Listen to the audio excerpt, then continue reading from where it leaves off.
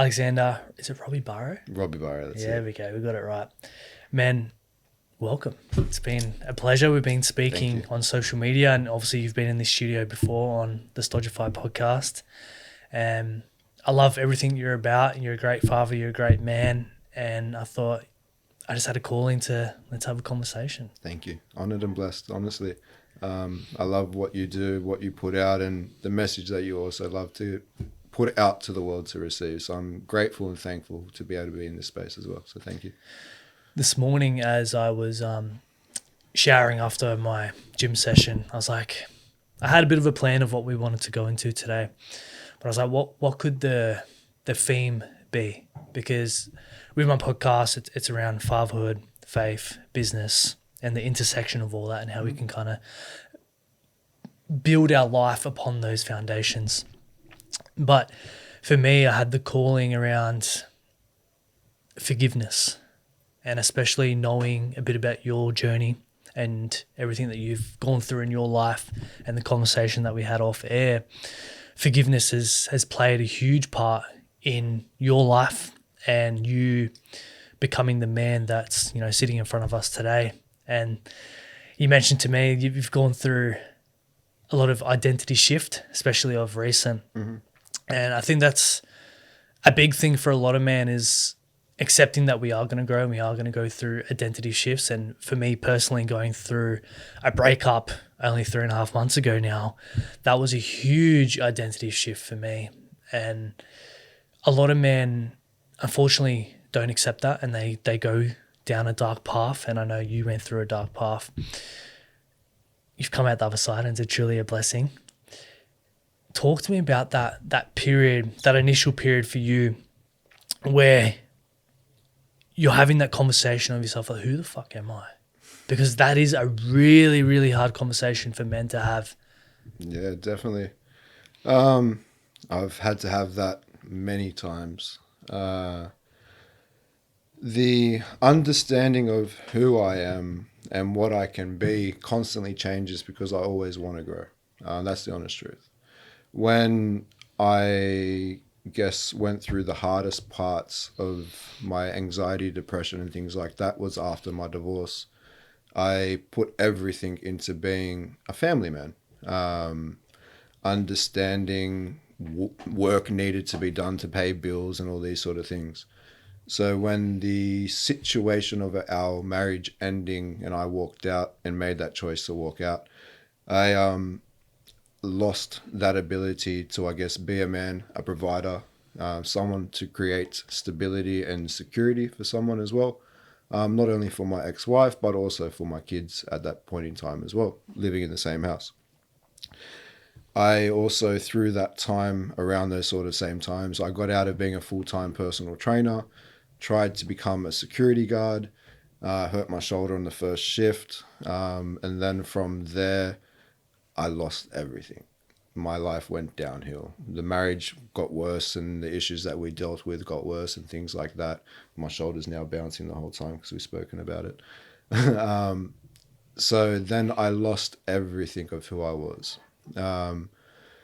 which I guess brought me to the abuse of drugs, alcohol, and all those things. Without knowing my purpose anymore, I didn't know where I needed to be. I started to feel the void with drugs. When it wasn't enough and life didn't feel enough, I tried to take my life a few times. Put that much coke in my system that it would have stopped a room full of people's hearts. And I laid there consciously unconscious. I was dead. And I felt layers of my body just disappear. When you do that a couple of times and you realize you can't die, you need to figure out what it is that you need to be here for. So there was points where when I found breath work and regulation stuff, when you realize that you can't kill yourself, there's nothing more that is scarier than that, trying to take your own life. So to find the things that made me who I was, not externally, but internally. The feelings and emotions that I had been suppressing, which is the reason why I went to drugs, I needed to face them. They couldn't have been any harder than trying to kill yourself. So instead of avoiding them, I went into them. The more I went into it, the more I found about me. Not about what the world thought about me, but what I found about myself. I learnt so much self-worth and self-respect for myself within that period of time that nothing from there on in was going to shake who I was. And since then, I've just been able to live in the truth of me. And as I said to you off air as well, life now for me doesn't ever want to stop my evolution process. I literally shatter my identity 3-4 times a year because the more comfortable I get, the less life is going to be able to give me. So if I can break what the constructs of who I think I am to allow more in, then life is going to become a lot more abundant. And we do it subconsciously as well. I put myself in the beginning of these days as a breathwork facilitator. Never thought about doing body work until one of the days the boys are like, "Oh, you do body work. Why don't you offer it?" Because I'm not a body worker. I was a breathwork facilitator, so I put myself in that box. I had to shatter that identity. Now I'm a bodywork and breathwork facilitator. No, I had to shatter that identity as well. I'm a mentor and a coach. Shatter that identity as well. I'm just me that is able to give you whatever you need now. I don't want to give myself an identity. Even though I shattered that identity of what people think that I am, I just want to be me. That's really all it is. It begs the question of like, who are we when we take all those hats off, right? Because, you know, society tells us who we are. We have an idea of who we are. Mm-hmm. We do all these, you know, different hobbies and work and everything. We're fathers. Mm-hmm. You know, that's a big part of our identity as well. But when we strip all that back, Who really are who we? really are we? 100%. And it's a very uncomfortable conversation to have. Yeah. And I feel that's why a lot of men stay stuck in that comfort zone. And for me, the past 9 years, I was in that. I was just stuck in, okay, this is who I am. Yeah, I was still building things, but I knew within myself there was so much more. But like, you're scared to take that step outside because it's like, it's the fear of the unknown, right? Definitely. Stillness is the best place to be in to find the answers that you don't even know the questions to. Because it's when we have got that busy mind and we're trying to look for the answer, you will never find anything. It's like an expectation. If you have expectations of anything or anyone, you'll always be disappointed. But if you have no expectation, allow yourself to surrender and flow to the situation and circumstances that is, you will receive everything from it. So allow yourself to just be, accept them for what they are. These parts of us make parts of us. They don't make us. So when we can understand the depths of who we are, what our purpose, passion, and understanding is for life, these extra parts just make life so much more beautiful to have. We speak about stillness in a world of chaos. 100%. And, you know, not to get all conspiracy, but I think it was manufactured so we don't have stillness in our life. 100%. And we don't build relationships with ourselves, and we don't step into our higher purpose and our higher self, because then we can't be controlled. Bing, bing, bing. But I want to be able to give the audience some actionable steps, because, you know, life is chaos, you know, especially, you know, being fathers, business, looking after ourselves, everything like that. Mm-hmm. What are some, I guess, tips that you could give someone to find that bit of stillness in their life?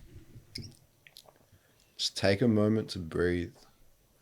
Stillness comes with that breath. If you find yourself in a position or a situation where maybe overreactive, overthinking, just literally take a step back. If you need to, close your eyes and have that moment into yourself. The way that I work through things is, when in a situation, what am I meant to learn through this? What am I meant to see through the situation, and why is it presenting itself? So life isn't about our reactions, but it's about how we act instead of react. So everything is going to be a trigger. That's what life is about. It's there to trigger you so that way you can work on the things that you've been triggered by. So when you're triggered, take that moment to take a breath and realize why you're being triggered. Because if you react the same way, then you're not going to be learning, because you're just going to be sitting in that same process. So instead of reacting, take a moment, breathe, and see what it is trying to teach you and where it needs to change. And then from that moment, now you take action instead of reacting. Yeah, it's all about how you respond 100%. instead of acting out of emotions. We can't control life and what it gives us. We can only control what we do in that action, in that point. And a simple process of what we started this podcast with, right? 5 deep breaths. How much more into our body and that stillness that created within ourselves. And what was that? Not even a minute? Mm-hmm. If you don't have a minute to do that, I think you need to reevaluate your priorities in life. 100%. I spend a good 15 minutes on average, let's just say, most mornings with stillness, with just deep breaths. We can use our breath and regulation breath in many different ways. Like we did, to sort of drop into our body. We can use it to create more focus and clarity and energy. So before one of your runs, if you were to do big activation breathing, then you'll create more clarity, get rid of the brain fog, give yourself a little bit more energy. You see tennis players do it as well, where they open up their diaphragm as they're sitting down and breathing and things like that. It's there to be more in touch with your body. So yeah, definitely. It's the biggest thing we can do is just sit in that breath. And the beautiful thing about it as well, and I'm sure you do this with your kids, is actually getting them to do breath work. And my daughter's only 3.5 now, but when she's upset, big deep breath, deep breath. She takes 3 big deep breaths and boom, emotions regulated. 100%. And if you can teach them from such a young age to learn to regulate their emotions, when they get older and life actually does hit them, they have that control over themselves. Definitely. They got the tools and the ability to understand why they're also feeling these things and how to bring themselves back to a state of calm. As you said, I do it with my kids.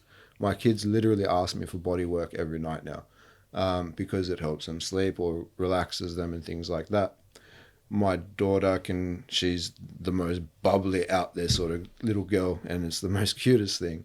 But her vulnerability comes just before she falls asleep, because she's been putting on this big brave face all day long. The moment she gets a little bit tired, she surrenders, you know what I mean? Daddy, this made me upset today. Daddy, this girl at school or whatever. And it's with those breaths that we've taken before she sort of goes to sleep and allows herself to regulate her system, she now feels her emotions. And then she's able to express them.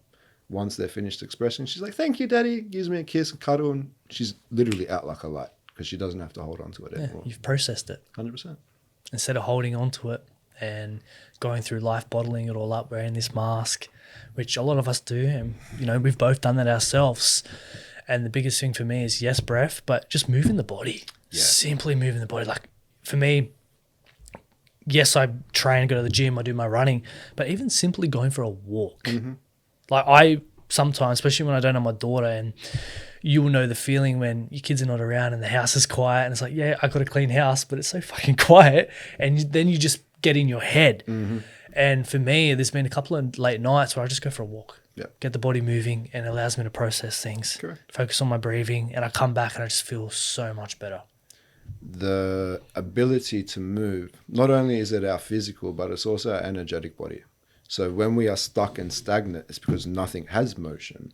So the emotions that we need to process and deal with are stuck and stagnant. So when we create movement, no matter what it is, the walk, can do some stretching yogas, do some mobility work, do some push-ups, do some sit-ups, whatever. It allows the energy to move through your physical being, which allows your energetic being to understand what is going on, so you can connect the two. And as men, we need that. 100%. That's how we process shit. It's I think there's a time and place to sit in your emotions and to feel them. Mm-hmm. And that's more so like a feminine thing. Mm-hmm. But as men, we need to move. That's how we better process stuff, and we get it out of our heads, because you would know we create these huge scenarios in our head and we make it out to be bigger than what it actually is. 100%. But once we actually move and we go, fuck, it's not that bad. It's so much easier to work through this now because I can understand it.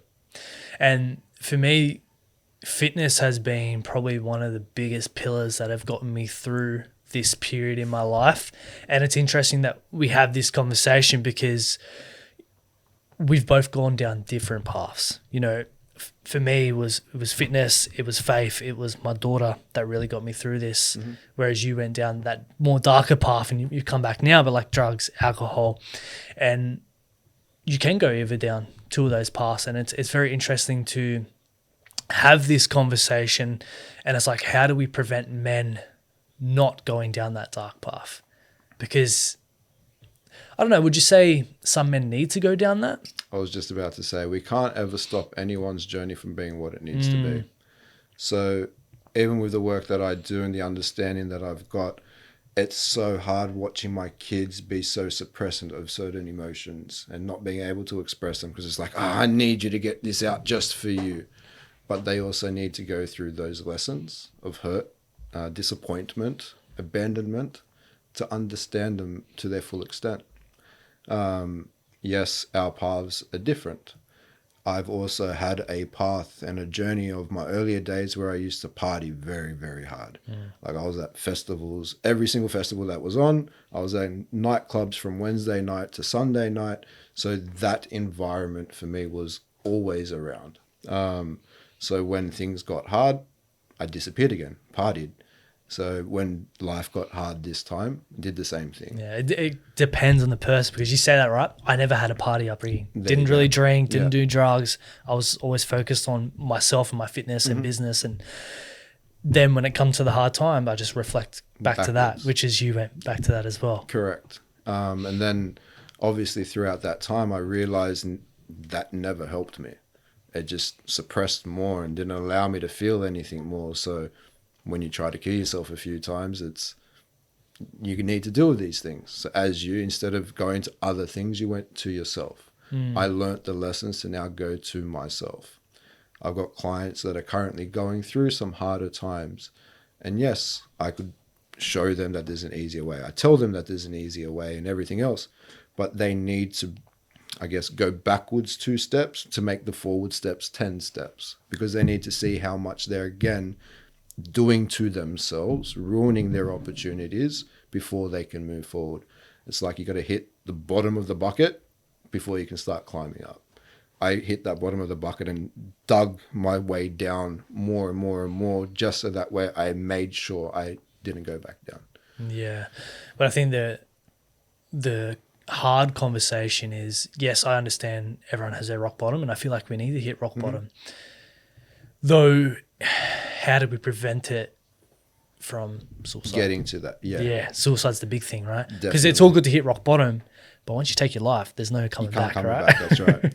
So it's, again, just creating that safe space for people, knowing that they have outlets and things like that. So I don't work with just men or just women, but having emotional regulation, understanding that you're not alone, giving men, I guess more so, that opportunity to feel, cry, express, scream, whatever they need to do, because society has made it sure that we don't do these things, because we're looked at as toxic masculinity or whatever. You're actually more of a man, in my eyes anyway, if you are able to show your emotions and cry and these things, instead of suppressing and bottling them up. This word toxic masculinity is fucking bullshit. Honestly, I think it's just the lack of masculinity. That's what it is. We all have, we have toxic, everyone has toxic traits within 100%. Us, right? You can't just label masculinity as toxic, because it's not. No. What built this world? Yeah. When you look at it and you listen to what women really want is protection, safety, stability. What gives you that? Masculine men. They don't want anyone that's going to break those things or not create safety and not be able to provide the lifestyle that you need. So to be a man, to have the stability, to have the emotional regulation, to have the wants and needs to be able to provide, that's not toxic. It's being a man, as you just said. That's it. God created the masculine and the feminine for a specific reason. That's right. We've got duality. But it is what it is. And with masculinity as well, you know, we bring up a great point around showing our emotions. And I think there's a time and place, obviously, to show our emotions. It is a really big strength. I'm not saying go around and cry about all your feelings all day, but like if you have a core group of strong men where you're going through a shit time, you can go to them and you can express how you feel. They're going to, hold space for you, but they're also going to prop you up and go, you know what, dude, fuck, let's take action on this. Let's grow. Let's work through this. But I think also the biggest thing with that is men don't really realize that there's other men going through the same thing. So when you've got a group of men expressing that they're feeling the same emotions, or they've not felt wanted and valued by their partners because maybe just wasn't expressed enough, or whatever the case may be, work pressures and stresses, they don't talk about it because, as a man, we can't let our women know that we're stressed about work or whatever the case may be. So again, we bottle it up. Men don't know that men feel the same way if they don't express it. So having that safe space for men to be able to just talk and talk shit, literally. That's it. That's all we need to be able to do. Just talk shit. That's why I do this podcast. Yeah. This is why I have these conversations so other men can realize, fuck, if two guys can sit in a room and have deep conversations about life and have a laugh about it as well, why can't I? And I reshared a video yesterday, you may have seen it, around, a good woman doesn't build a good man. Other men build good men. Yeah. And it's such an important thing that men need to understand. It's like, yes, you can find a great woman, but the other men, they're going to help you become stronger, bigger, and overall a great man, a great father, and allow you to really step into that potential as a man, as God has, allowed you to be. And we tend to get trapped in, especially when we go into relationships, it's like, put the boys on the back burner, but we need that. We really do need that. Yeah, definitely. As we just said, it's that outlet, that space to just be men, really. As much as we want to be the raw, authentic parts of ourselves with whoever we are, there's also certain parts of ourselves that we can't allow certain people to see, even if it is our partner, because we don't want to give them that stress or that worry or whatever. So we will. But when we've got a good, supportive bunch of boys or whatever, my closest mates are literally more than family to me. I can open and express and do whatever I need to do with them, and vice versa. It is a safe haven, if you want to put it that way. Yeah. So we all need it, and it's fucking pivotal, man. 100%. Especially when we all go through this shit, man. And the more I've been opening up about, what I'm going through in my personal life, the more you realize there's so many more men going through that. Yeah. And we've both gone through very, similar situations with the breakdowns of our relationships and kids involved. And it is a shit situation to go through, and it really does, affect you mentally, especially, when kids are involved. That's the hardest part. And I couldn't imagine what it would be like for you to not, be around your kids for 10 months. That would have been very torturous. Yeah. It still brings back very raw emotions all the time when I have to think about it. It was extremely hard. When at that present point in time, I put all the blame onto my ex-wife and things like that and blah, blah, blah.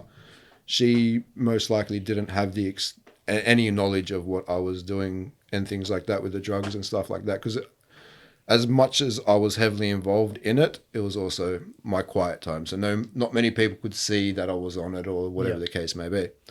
Now when I look back at it, I've had to say thank you to her because I wasn't a man. I wasn't a father. I didn't have that ability to keep them safe at that point in time. I wasn't myself. I was controlled by fear, controlled by the lack of reassurance in myself. And if you haven't got these sort of things to stand as foundations on your own feet, then anyone around you is never going to be stable. So yes, I put a lot of blame onto her back then. But throughout this process, I've said it once mumbling under my voice to her when I was dropping off the kids. But without having to say it to her directly, I say it every day. I thank her for breaking the person that I was to make the person now that you see. For taking my kids away from me when I wasn't able to be able to look after them the way that they deserved. Because if they were in my care at that point in time, and me being my reckless, stupid self at that point in time, what if something did happen? What if? I would never be able to live for myself. I'm sure the kids wouldn't understand it, especially being at that age, but Dad wasn't there to protect them. Dad wasn't there to keep them safe. Yes, they went through their own traumas of me not being around at that point in time. It took 6-8 months-ish once I got them back to build a comfortable, I won't say strong, but a comfortable relationship. When I saw them the day of the daycare, after that 10 months, they were scared shitless of me. What's that feeling like, man? Because I was couldn't shattered. imagine. Shattered. They cried because they didn't recognize me. They came and gave me hugs because they know it's Dad. But I wasn't really the person that they knew either. So it was hard. But it was also the thing that gave me the most strength to make sure that every step forward was always there to make me better. Once I got arrested, it was done. I said I'll do it 1,000,000 times over if I got to see my kids, because that's what filled my heart instantly. You do anything for your kids. 100%. And now it's like people always say, I'll die for my kids. But if you die for your kids, then you're not around. What would you do while you're alive for your kids? Live for them, right? 100%. And this is where the shift has changed. It's like, now what can I do every day to just be that little bit better, a little bit more stable, a bit more regulated? How can I express things a little bit more clearly? How can I get them to express things a little bit more clearly? So I know their wants, needs, and whatever else that makes them feel comfortable. And how's that relationship like with them now? The best. Yeah.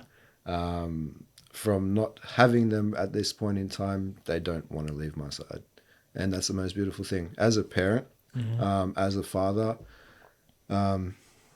just a person, to know that another person, not only just your kid, is extremely comfortable and safe in your own energy, it's the most beautiful feeling. And to have that with my kids, that my daughter's 8 years old and she'll come grab my legs and hold on to me and she's, Daddy, I just want cuddles. It's like, you can have as many cuddles as you wish. Like, I'll never stop you from that. My son's 10 this year and he'll still jump in bed with me every morning and we'll have cuddles and talk for 15 minutes. And those are the moments that fill my heart. I don't care about the rest of my day. As long as my kids are happy, and it literally fills and overfills my cup, as they say, because I know I've done something for them. And then the rest of my day working on me is for me. I think the biggest thing as a man and as a father that gives us peace and fulfillment is those moments with our kids, you know. Like, I would give away so much just to have that peace every day with my kids. And, you know, my daughter's in bed with me every night and I know to cherish it, even though she sleeps sideways and I don't get the best sleeps. But I know one day she's not going to be there and I've got to make the most of it. And there's been times where the cutest thing, she'll wake me up at 4 a.m. in the morning. She goes, Dad, I want cuddles. And I'm like, oh. Part of me is like, fuck you. Part of me is like, this is such a blessing. 100%. Like, I don't care about the sleep. The fact that you're waking me up for cuddles is such a beautiful thing. It's even if I get a dead arm from it, it's all 100%. Good. Yeah, I know that feeling way too well. It's those things, until you've been able to experience them, there's no words really that can explain the joy and beauty that it gives you. But yeah, it's beautiful. And you brought up something that I want to come back to. Your awareness and your acceptance around knowing that you weren't a man in your relationship. And that's something that I've had to deal with and accept myself and go, I wasn't a man, I was a boy.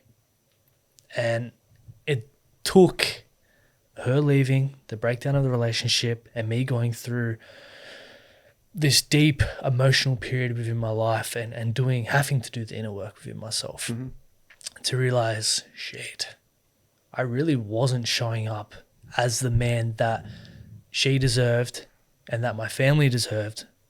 So no wonder she left. No wonder over the last couple of years our relationship broke down. And just like yourself, I'm very thankful for it. You know, when it first happened, there was obviously a lot of emotions, anger, resent, stuff you, why did you leave? You broke up our family. And now I look back at it and I'm like, if it wasn't for that, I would still be the same version of me living the same life that I have been for the last 9 years. Now, I'm a totally different person. 100%. How I show up and the man that I am and the man that I want to become as well. Which is why, you know, I'm taking actionable steps every single day to become that man and really doing the work on myself, because I see where I lacked and I know that I don't want to go through that again. And the next relationship that I find myself in with that right woman that I attract into my life, man, it's going to be a godsend, man. And Definitely. It truly is going to be a blessing because I'm not going through that again. And it's just because we become subconsciously unaware of our habits, the things that we got comfortable not doing that was never expressed. It might have been the most simplest things, you know what I mean? Like not saying thank you enough to people and then them not expressing that they needed it. And then we fall into those habits of never doing it. But showing up is the biggest thing. Having the awareness of what we are doing and then what we want to do and how we want to show up for people. Not only just for people, but for ourselves. What is it that you want your life to be reflected of? Like we had said before about the whole dad bod side of things and stuff like that. I don't ever want to be remembered for a dad bod to be fat and lazy. I want to be a depiction of energy, strength and ability to my kids. I think my views and opinions, a dad bod should be strong, should be healthy. It should be able to do what it wants to do and needs to do. If you need to go do 10 push-ups, do 10 push-ups. You need to go do 10 chin-ups, do 10 chin-ups. It's not the exercise, but what then does it relay back into your life? I can hold my kids all day.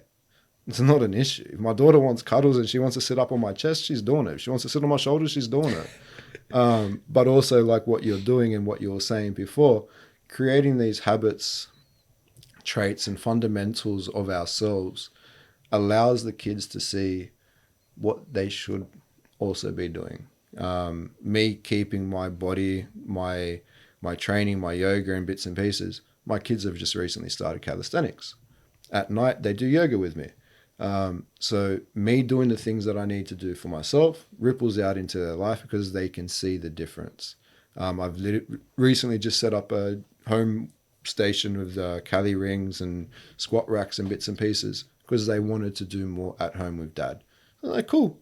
Create the lifestyle that they want. They know throughout their life if they need to do things, they work on their body and work on their mindset, because I'm always trying to teach them to do something better, be better for themselves, not for me, not my expectations. They should have the expectation for themselves to be better. That's all it is. Monkey see, monkey do. And coming back to being a man, it's about being capable, right?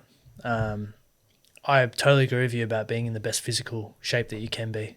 I posted a video the other day. My daughter wanted to go for a long walk, right? We walked to the other side of the Nepean River, like 2Ks, and she walked there, went to the park. Time to come home. No, I don't want to walk. So what do I have to do? I've got to hold her 2Ks. On your shoulders and carrying And the that's it. food. How many men can do that? Yeah. And that is why, being in the best physical shape is very important to me, not only so I can do those things, but it's to lead by example and instill those healthy habits. That's why I take her to the gym with me all the 100%. time. And she's around that environment because she knows this is what you need to do to elevate yourself, to be the better version of yourself. And for me, since going through this transformation and this death of previous me and understanding my worth, my value, and the biggest thing for myself is I'm a fucking weapon. And every day I need to show up so I can continue to be that fucking weapon. Because I never had that confidence within myself. I was very low worth, low confidence. Yes, I was reasonably fit, but now I'm like, I know what I'm capable of. And every day I will continue to show up and lead by example for my daughter because she sees that. 100%. And then she'll go on and do that. And we spoke about the gratitude thing. And it's just these little practices and these little healthy habits that we do each and every day that will go on to do as well. And it's so important as a dad to do that. And this is why I have these conversations. I feel like this is one of my new purposes in life is to, yes, be a great dad for my daughter, but to inspire other dads as well.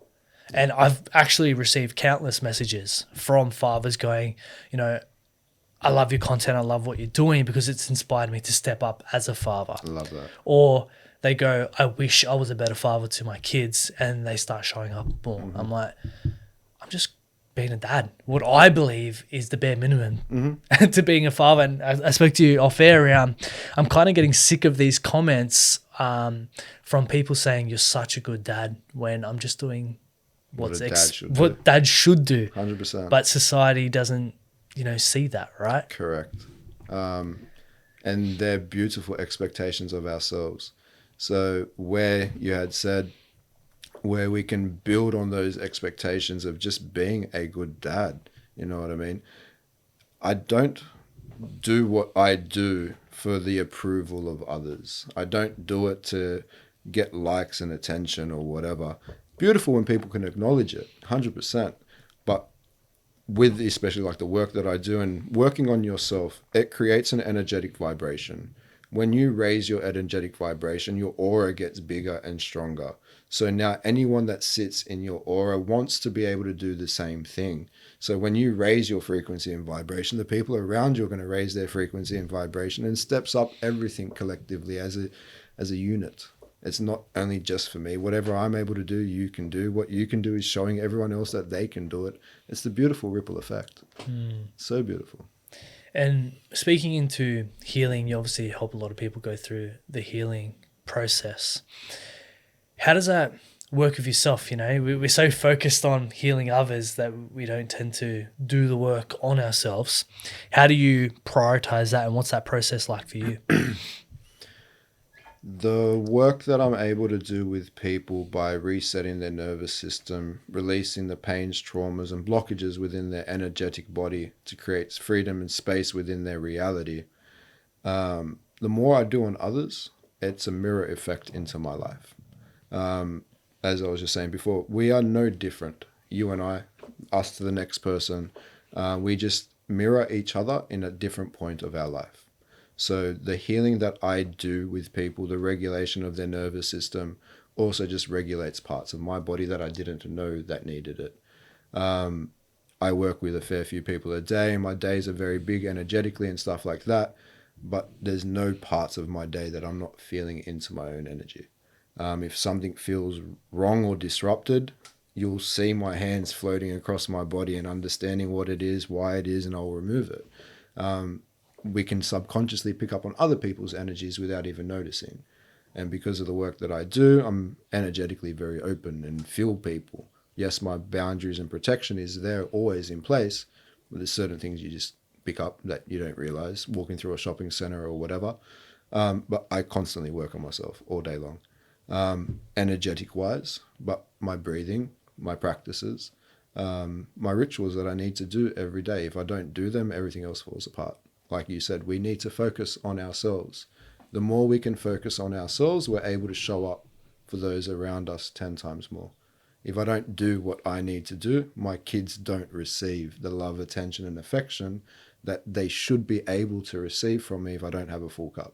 And it's beautiful work that you do as well. And, coming back to mental health and suicide, there was have you heard of Jaguar Heart before? Mm-hmm. Yeah, so I've done a podcast with him. I filmed some content with him. And he brought up something that was really interesting, a new perspective to me around suicide. And when men get to that really dark place in their life, we feel like we need to die, right? But it's not actually the physical body that needs to die. It's the programming that needs to die. Correct. And we have that misconception, and that's unfortunately why a lot of men take their life, because we feel like the whole of us. Correct. How do we reprogram ourselves? Where do you feel like the best place is to kill off those programs and restart? Start with something simple. Show yourself that you are worthy of making these changes, first of all. Whether or not it may be waking up at a certain time in the morning, making sure you might do 10 seconds in a cold shower. Create little habits that show yourself that you are worth the time and attention that you put back into yourself. It tends to happen where life consistently takes away from us. So it feels like we've got nothing left to give.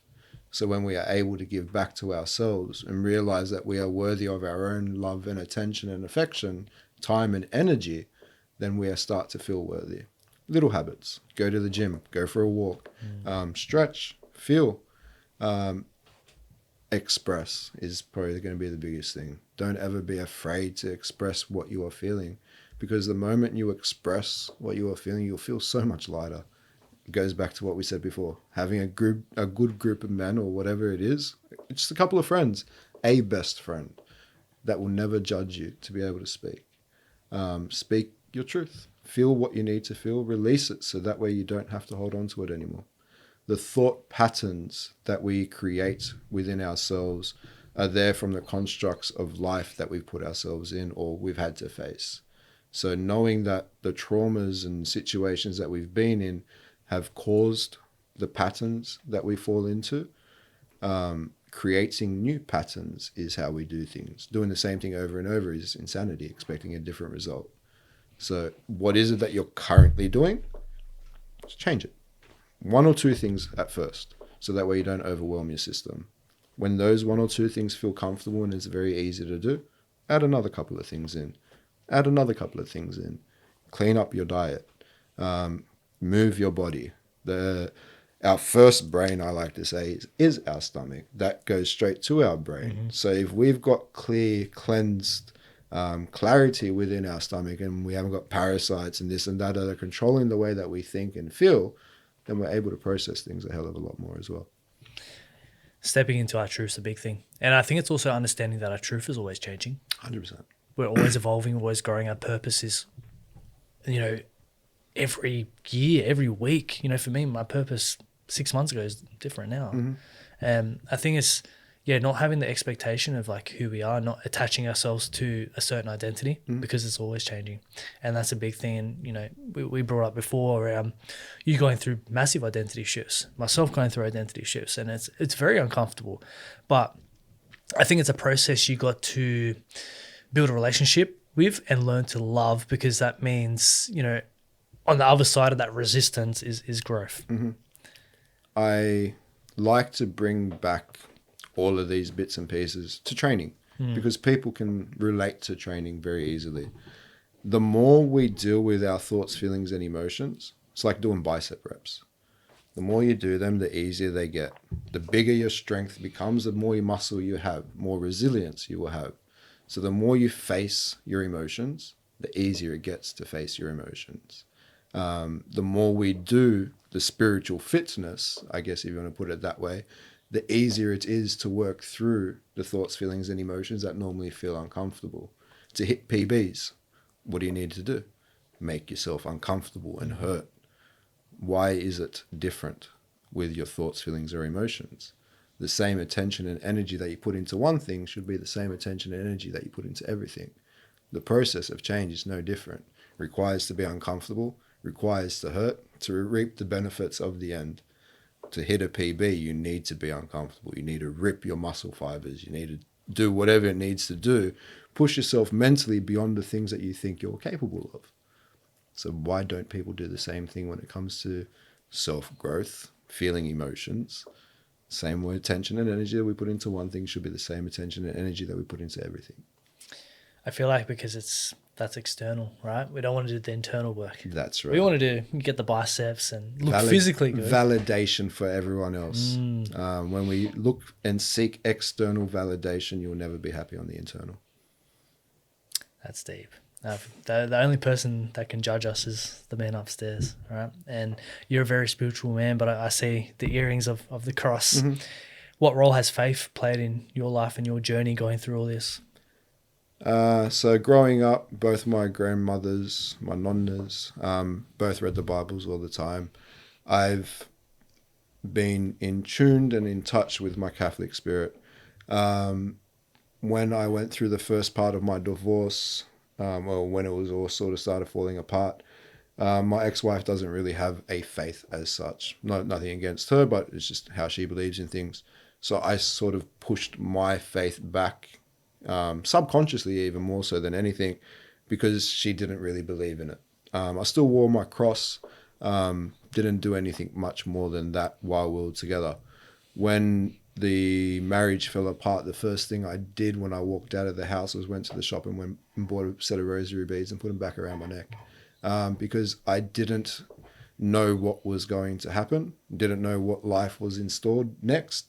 So I just put my faith back into something that I knew would always protect me. Not to say that I don't believe in God. My understandings of God and religion and all of those things have definitely changed. God is the highest frequency, the most ultimate power. It's the thing that we look up to being. But the way that I also look at it is we are God ourselves. That highest being that we look up to being is our highest versions of ourselves. So when we just know that this person has it, why can't we look at ourselves as being that person? I look at myself as being a God every day, not out of a place of ego, but it's out of a place of not being able to have anything stop my abilities or my tasks that are at hand. If you've got godly abilities, then your days are going to be a lot more easier. I don't ever look at anything to be too hard. It just needs to take that time, attention, and energy to build that. My faith back in God has allowed me to find my strength within myself, and give that completely to myself. And for that, I am extremely thankful. I still believe in a higher version, a God. Yes, I see myself as it as well, but that version is something to always look up to know that you can be better, can do something a little bit more. Gives me purpose and drive to be that little bit better every day. Yes, there I've got crosses tattooed on my hands. I still wear one around my neck. Yeah. Is all of me, just like I am all of him.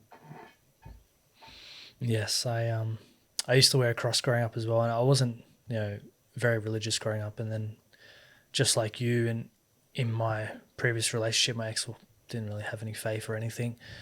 And then, about a month after we broke up, I was just in the shops, and I just had this calling to go into a jewelry store, and I bought another necklace, another cross, and through this period, I've really deepened my faith, and I believe God's within us. 100%. I really have faith in Jesus Christ and a higher power. And it comes down to building a relationship with yourself.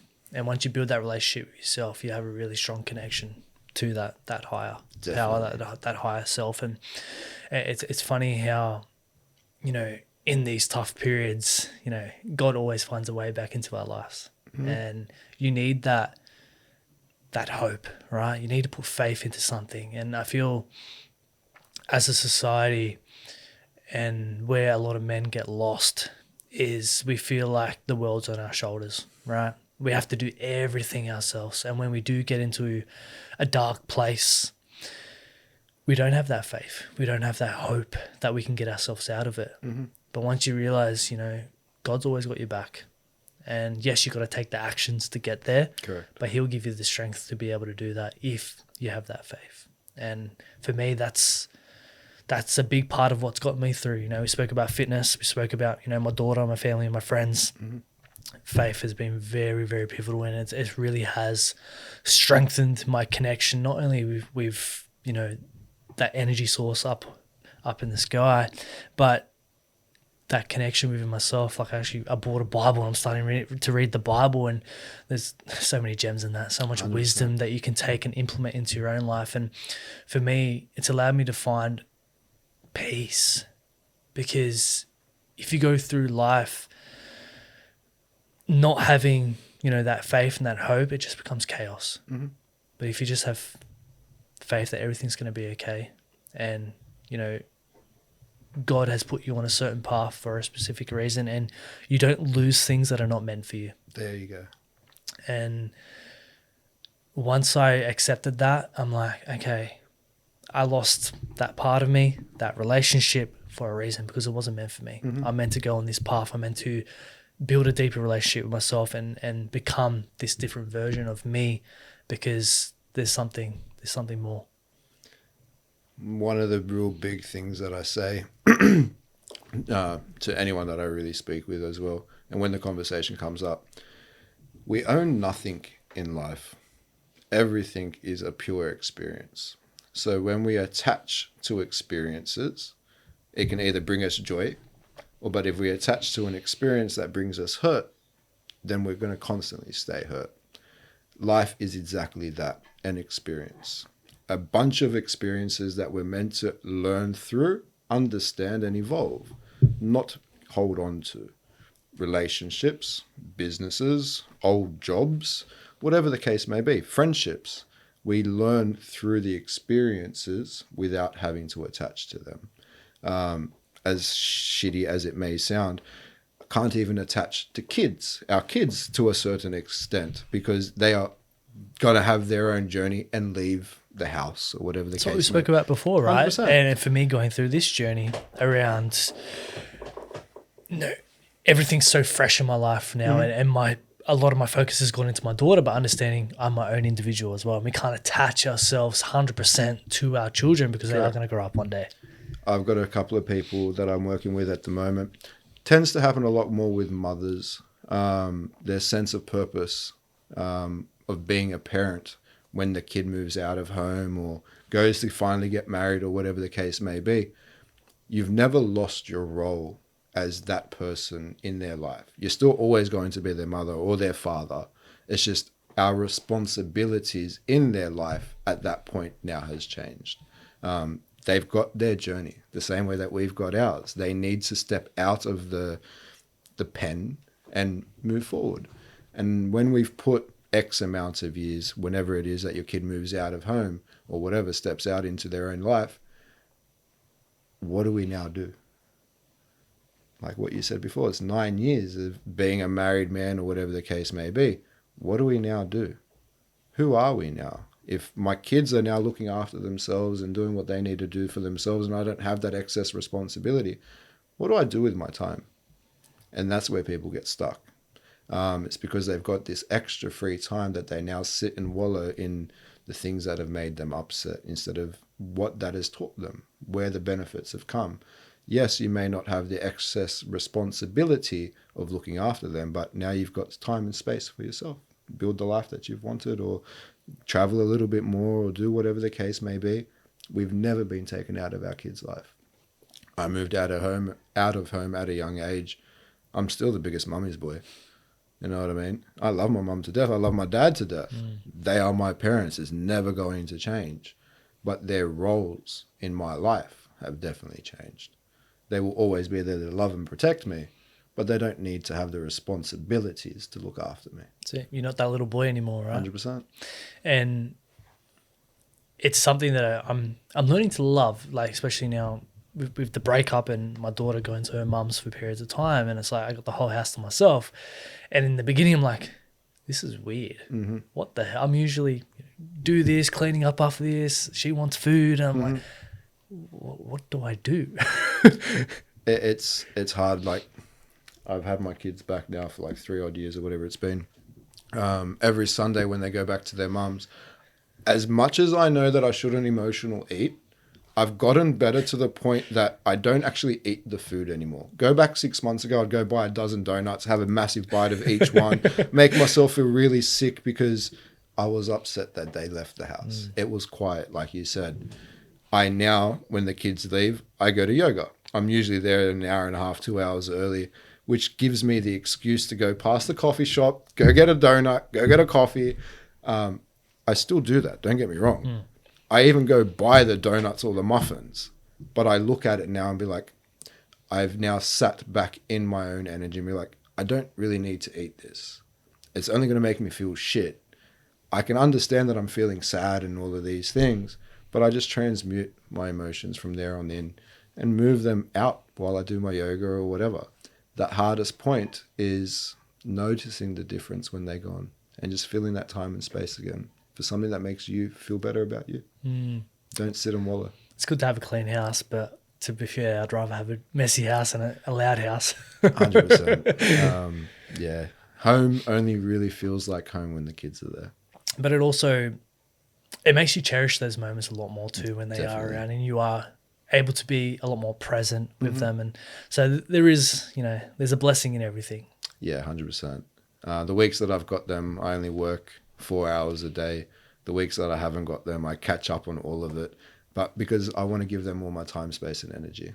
And if I could have them all day, every day, and not have to worry about working and all those sort of things, it'd be a beautiful blessing.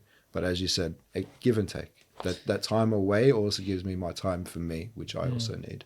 And it's also a blessing for both of us to be in the position where, we can run our own business and we can still be present with our kids and have that flexibility and that freedom to do so. Definitely. And that was a big pivotal thing for me going down this path of starting my own business so I could have that time with my daughter and my future kids, God willing.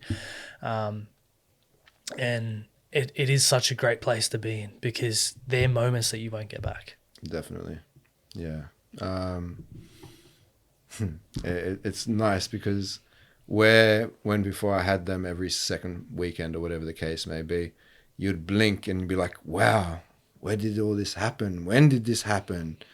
I now get to have that every day. Yeah. It's like, wow, this is all changing all the time. It's like, cool. And now that they're at an older age and able to respond a lot more and give a lot more conversation, it's a beautiful process watching them evolve. And that's the truth. And as you said, to give and have that ability of time and space to give them that and watch them grow, they are my best teachers. They teach me everything that I need to do, how to be a better father, how to do everything. They're my senseis, like legit. Everything that I need to know a little bit more, I learn through them. Going back to my inner child, which is who they are. They're showing me everything that my little boy inside me needed right in my physical reality. Allows you to be a little kid again too, eh? Especially when you're playing, doing the calisthenics, that kind of stuff. It's like... We went to that bubble planet the other week. Is that good? I want to take my daughter there. Yeah, it was really cool. And they got this big room, which is a big ball pit. And I would say, I don't know, probably about 1 meter's worth of balls that you got to walk through. Like it was up to my hips and it's very hard to walk through. And it was really fun to be that little kid again. Yeah. I dropped myself backwards and disappeared into the balls and things like that. And they're like, Dad, come get me, because I couldn't walk. But being that little kid, it's the best part, and watching them be that part as well and enjoying it together. And they're core memories that you get to create with them. Definitely. Things you'd never get back, like you said before. Things that we don't ever want to miss. And for me, I want to create as much of those core memories as possible. I'm not a parent that just wants to go, here's an iPad, here's a screen. It's like, let's go and do stuff. Yeah. Because they're the things that they remember. Definitely. And they're the things I remember from a kid. Going out with my dad, doing certain things. They truly are blessings. They are. The things that we don't notice that can be blessings usually are the best blessings. Definitely. And man, this has been a very beautiful conversation. What's next for you? Currently, as I said to you offline, I've this last few weeks been going through what people like to call an ego death. I hate using that word. Shattering my identity, because the person that I've been this last few months needs to evolve and grow. Came with another layer of self-worth that I've needed to tap into, and being able to be seen in a different way. I've tried to tap into the online market for a while, and the universe has stopped me in many different ways. But I've now been creating these 8 and 12-week programs for people to do online, so they don't have to have me face to face. And my next big thing is starting a big men's group, which I've been putting off for quite a while, but it's now being called because there's a lot more men in my vicinity that have been screaming for it. So opening up those options and opportunities for people to grow further, extend my ability to help people process their own thoughts, feelings, emotions, and traumas, just to bring more abundance into their life in different ways, and just show up for people in a little bit more. It's beautiful, bro. Doing God's work, eh? Trying my best. Man, where can the people find you if they want to be a part of all this? Yeah, socials is the easiest way. The Alpha Era is my main personal page on Instagram, but also Air It Out Breathwork on Instagram. They're usually the best ways. Email, whatever the case may be. All the details are there on my pages as well. Awesome. I'll put it all in the description. But yeah, go follow this man. He's doing great work. And honestly, bro, super grateful for you. Thank you.